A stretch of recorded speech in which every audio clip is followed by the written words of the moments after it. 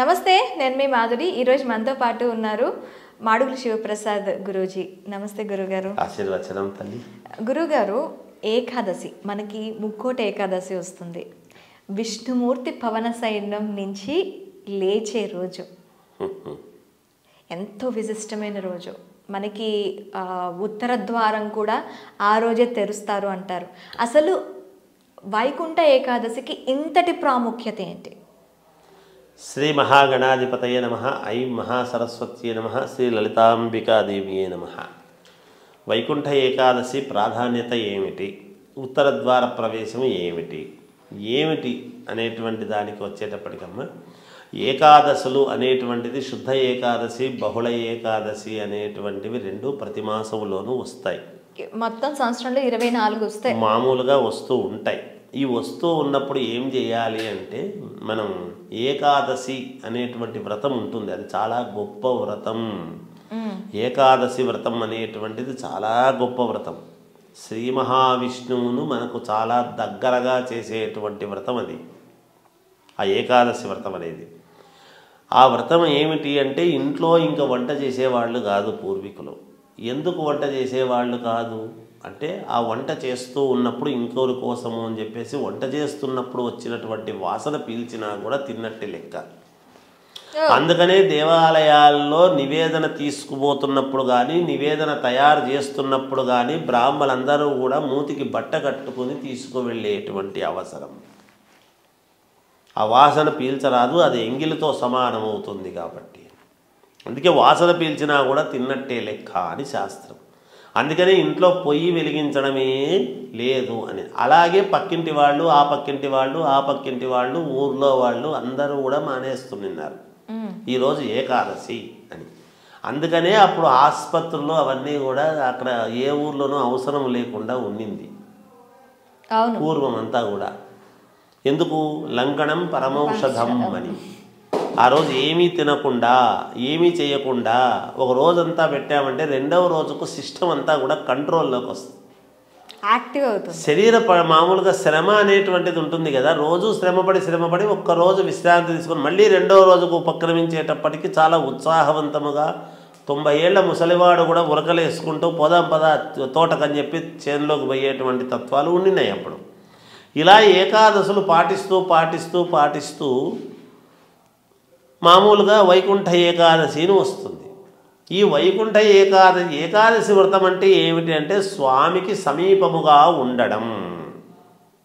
ఉపవాసం అంటే స్వామికి దగ్గరగా అంటే ఏమిటి? విగ్రహానికి దగ్గరగా స్వామిని పట్టుకొని ఉండడం అని కాదు, మనం మననము చేస్తూ ఉండడం, నిరంతరము స్వామి ధ్యానము తప్ప వేరే ఆలోచన లేకుండా ఉండటం ఆ రోజు. అలా ఏకాదశులు చేస్తూ ఈ వైకుంఠ ఏకాదశి అనేటువంటిది వస్తుంది. ఎప్పుడు? ఈ ఉత్తరాయణంలో. ఇక్కడి నుంచి సూర్యుడు ఉత్తరం వైపుగా ప్రవహిస్తూ ఉంటాడు కాబట్టి, ప్రత్యక్ష నారాయణ స్వామి కాబట్టి ఆయన కూడా శ్రీమన్నారాయణుడే, ఎవరో కాదు. వైకుంఠ ద్వారం అనేటువంటి తెరవటము జరుగుతుంది. ఏమిటి వైకుంఠ ద్వారం యొక్క గొప్పతనము అంటే, ఊరికి ఉత్తరాన వల్లకాడు ఉంటుంది. ధనికుడు కావచ్చు, పేదవాడు కావచ్చు, బెంజు కారులో తిరిగేవాడైనా, రిక్షా తొక్కుకునేటువంటి వాడైనా పోయిన తర్వాత అందరూ అక్కడికి పోయి బూడిద కావాల్సింది. ఆ బూడిద పరమైశ్వర్యం. అదే పరమేశ్వరుడు భస్మం అన్నాడు. ఎవడిది ఏ బూడిదో తెలియదు. ఇది ఉన్నవాడిది బూడిద, ఇది లేనివాడిది బూడిద అనేటువంటిది ఉండదు. దానికి తేడా ఉండదు, ఏమీ తేడా ఉండదు. నీ గొప్పతనం ఏమి లేదురా, నువ్వు పోయిన తర్వాత అంతా ఒకటే. నీ స్థితిగతులు ఏవి అక్కడ పని చేయవు. సాక్షాత్తు ఏ ప్రాణి వైకుంఠానికి చేరుతుందో అది మాత్రమే చూసుకోవాలి అక్కడికి పోయిన తర్వాత, ఆ ఉత్తరం వైపుకు పోయిన తర్వాత. అందుకే ఉత్తరానికి తల పెట్టి పడుకోవద్దు అని పెద్దలు చెప్పేటువంటి కారణము కూడా. ఓకే, లేస్తూనే యముణ్ణి చూస్తాము అని. అలాగే మరి దక్షిణం వైపు పెట్టుకున్నప్పుడు లేస్తూనే మరి ఇక్కడ ఉత్తరం వైపు ఇది ఉంటుంది కదా, శ్మశానం ఉంటుంది కదా, మనం చూస్తున్నాము కానీ ఉత్తరం కుబేర స్థానము అని చెప్పినాడు. కుబేర స్థానం అంటే అర్థం ఏమిటి? ఏదైతే ఏమీ లేదు అని అనుకుంటున్నామో, భస్మమో విభూతి ధారణ అని ఏదైతే చెప్తున్నామో అదే సకలైశ్వర్యము అని కదా పరమేశ్వరుడు పెట్టుకున్నాడు. అందుకే సకలైశ్వర్య ప్రదాత పరమేశ్వరుడు అంటున్నాము. ఆ విభూతిలోనే ఐశ్వర్యం ఉంది. అందుకనే మనకు ధనము రావాలి అంటే అభిషేకం చేసేటప్పుడు కూడా విభూతితో చేస్తే మనకు ఉన్నటువంటి రుణాలు తీరుతాయి. రుణం తీరుతుందంటే ధనం వస్తుందని కదా దాని అర్థం. అవును. అందుకని విభూతి పెట్టుకోవడం అనేటువంటి, విభూతిలోనే ఐశ్వర్యం ఉంది. సర్వము బూడిద, అంతా బూడిద అయినప్పుడు ఏముంటుంది? లేనివాడు ఉన్నవాడు అంతా అక్కడ బూడిద అయినప్పుడు ఆ బూడిదలోనే కదా ఉండేది. లేనివాడు ఉండేది, ఉండేవాడు ఉండేది అందులోనే ఉన్నాడు.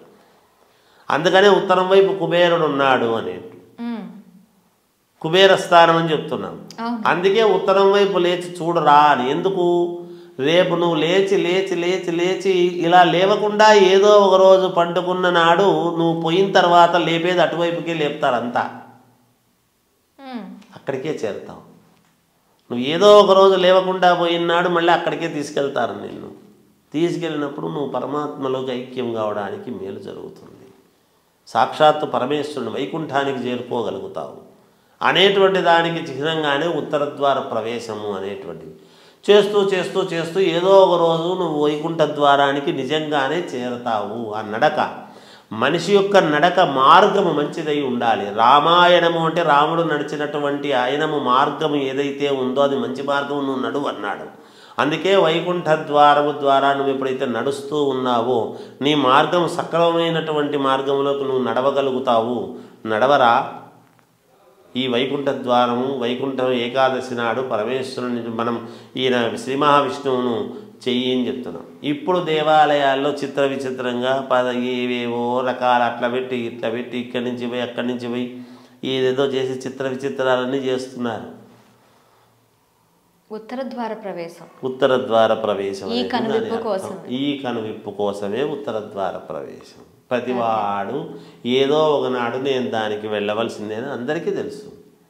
ఆ కనువిప్పు కోసమే అటువంటి నడుకు నేను నడిచాను. ఎన్నిసార్లు ఎన్ని వైకుంఠ ద్వారాలు వీడు ఎన్నిసార్లు ఉత్తరద్వార ప్రవేశం చేసినాడని ఒక చిత్రగుప్తుడు ఒక చిట్టా ఉంటుంది, రాస్తాడు. వీడు ఏ ఆ ఉద్దేశంతో వచ్చినాడు.